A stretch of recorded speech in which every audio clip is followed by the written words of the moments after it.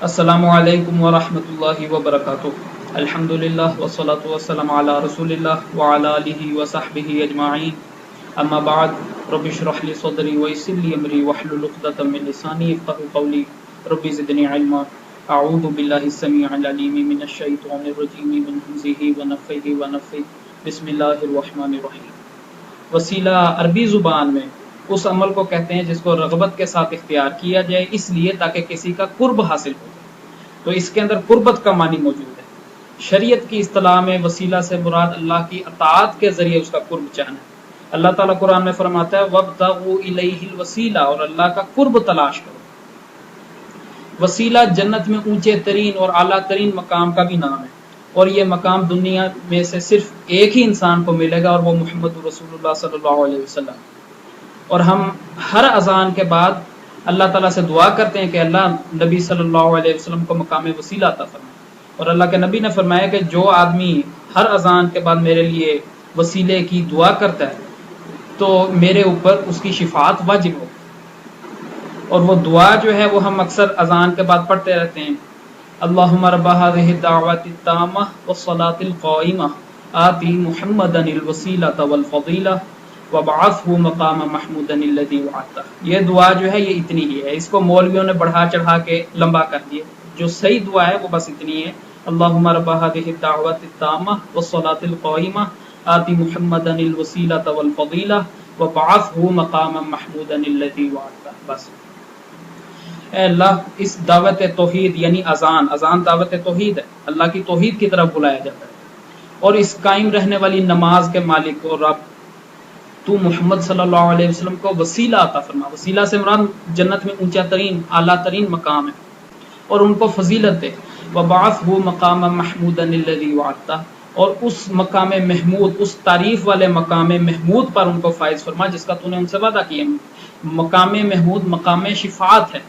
قیامت کے روز لوگ جب انتہائی کرب کے عالم میں ہوں گے، وہ حضرت آدم علیہ السلام کے پاس جائیں گے، پھر حضرت نوح اور دیگر نبیوں کے پاس جائیں گے، یہاں تک کہ نبی صلی اللہ علیہ وسلم کے پاس پہنچیں گے، ان سے درخواست کریں گے کہ اللہ سے آپ سفارش کیجئے کہ اللہ حساب و کتاب برپا کرے، پھر نبی صلی اللہ علیہ وسلم شفاعت کریں گے تو حساب و کتاب جو ہے وہ شروع ہوگا، تو اس کو مقام محمود کہا گیا۔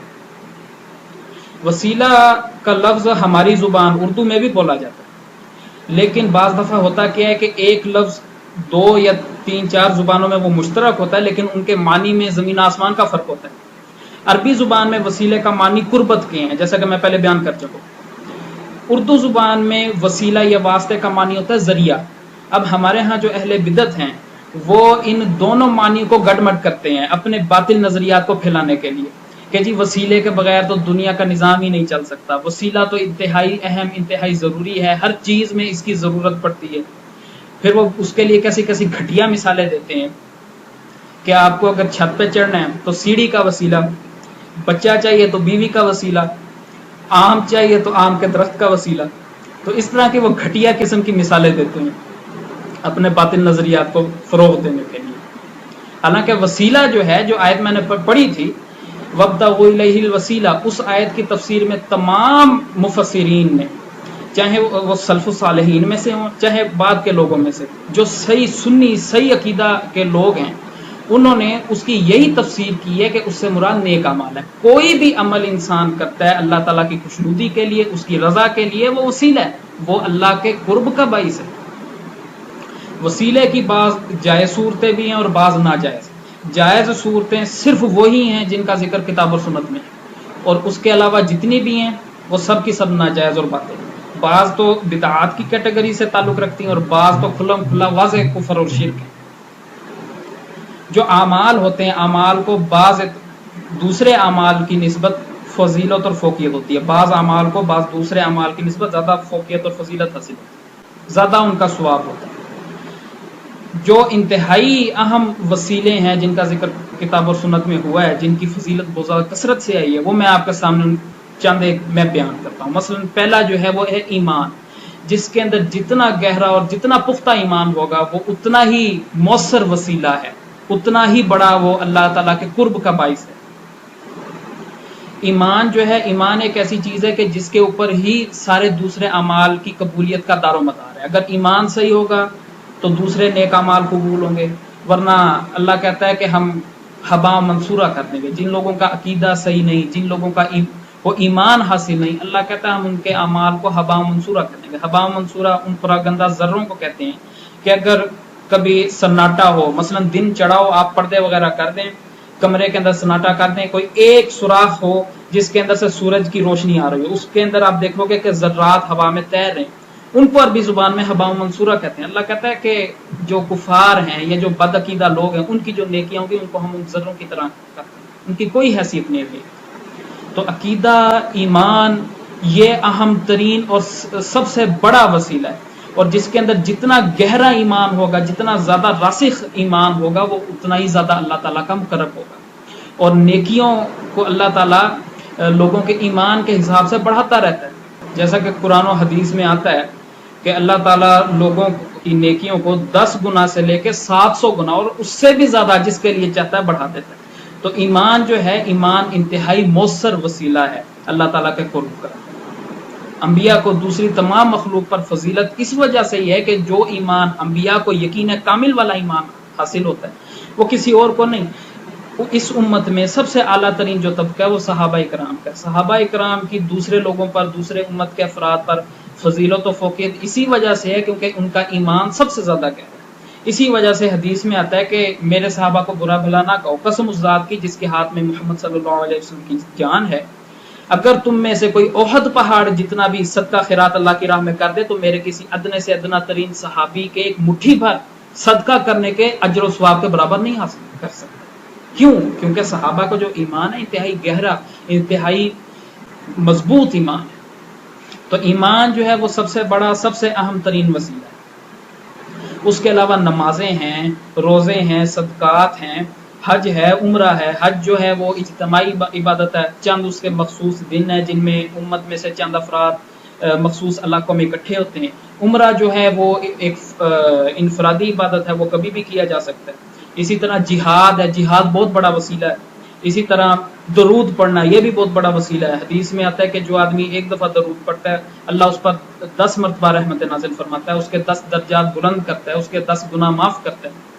اسی طرح ذکر و تسبیح ہے، اپنے آپ کو گناہوں سے بچانا ہے۔ غرض یہ ہے کہ ہر وہ کام، ہر نیکی کا کام جس کی کتاب اور سنت میں صراحت آئی ہے، جس کی فضیلت آئی ہے، وہ وسیلہ ہے۔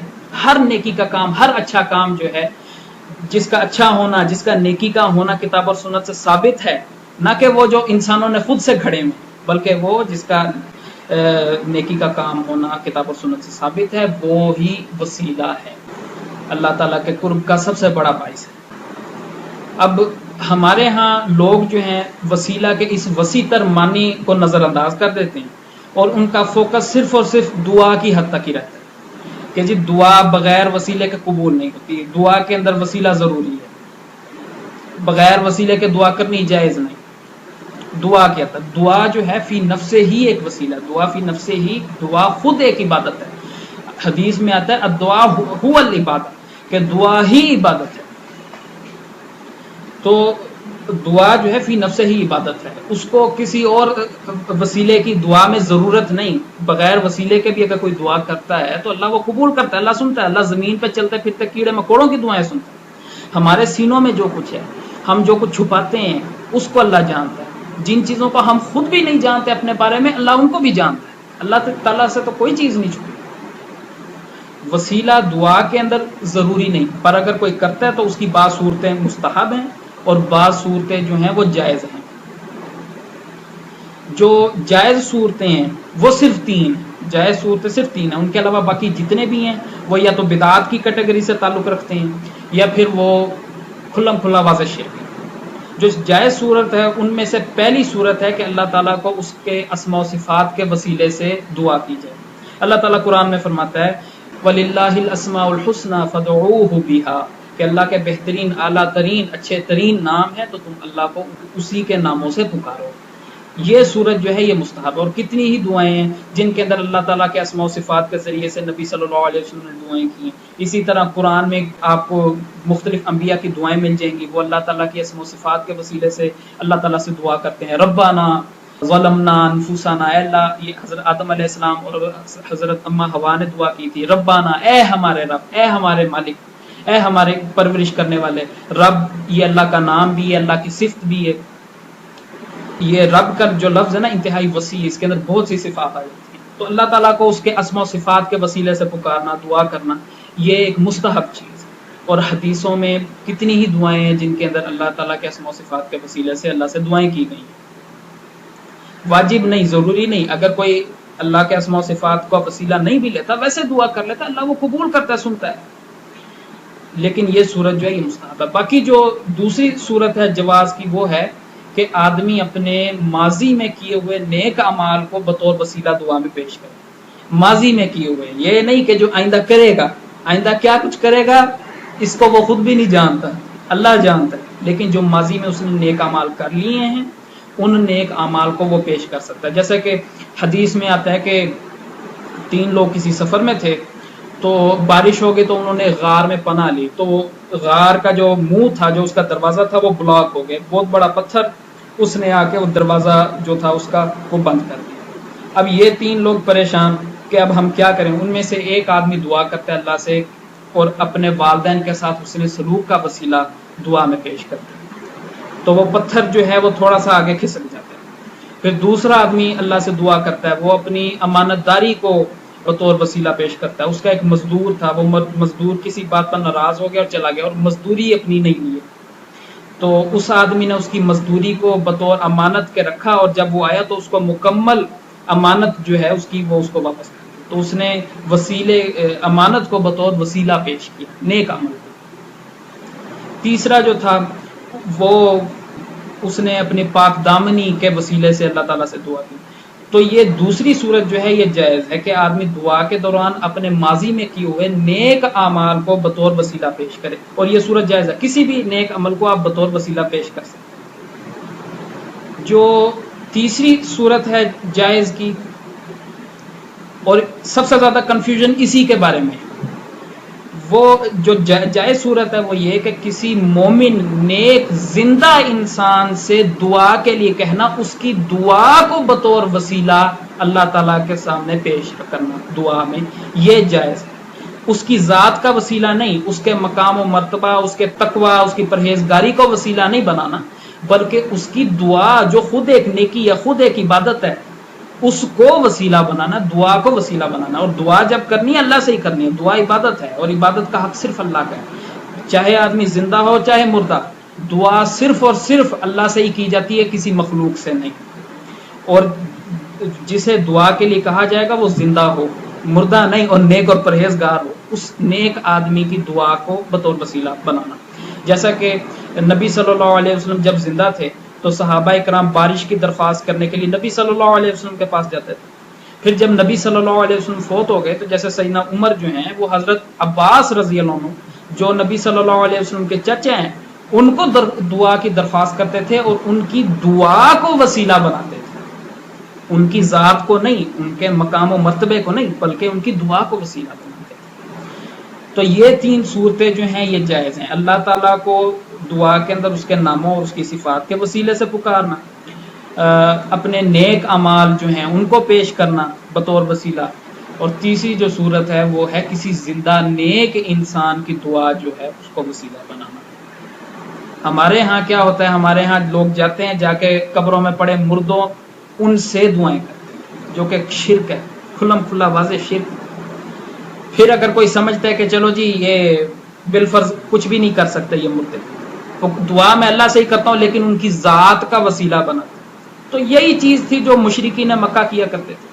جب نبی صلی اللہ علیہ وسلم ان کو روکتے تھے کہ تم ان بتوں کی عبادت نہ کرو، جو مشرکین مکہ تھے انہوں نے فرشتوں کے بارے میں وہ یہ تصور رکھتے تھے کہ یہ اللہ کی بیٹی ہیں، اور ان کے ناموں سے موسوم انہوں نے چند بت جو ہیں وہ بنا رکھے تھے، اور ان بتوں کی پوجا کرتے تھے اور سمجھتے تھے کہ یہ فرشتوں کی ہم عبادت کر رہے ہیں اور فرشتے ایسے خوش ہوں گے، وہ اللہ سے ہماری سفارش کریں گے تو ہم اللہ کے قریب ہو جائیں گے. اللہ تعالیٰ نے ان کی بات کو نقل کیا قرآن میں کہ وہ کہتے تھے ما نعبدهم الا ليقربونا الى الله زلفى، کہ ہم ان کی عبادت نہیں کرتے مگر اس لیے کہ وہ ہمیں اللہ کے قریب کر دیں گے، ہمیں اللہ کا مقرب بنا دیں گے.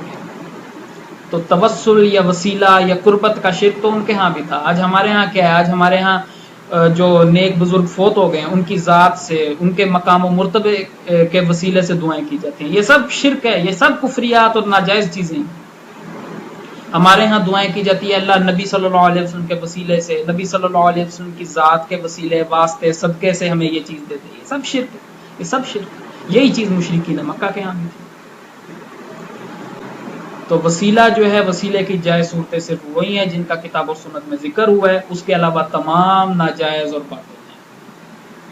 سبحانک اللہم و بحمدک اشہد ان لا الہ الا انت استغفرک و اتوب الیک۔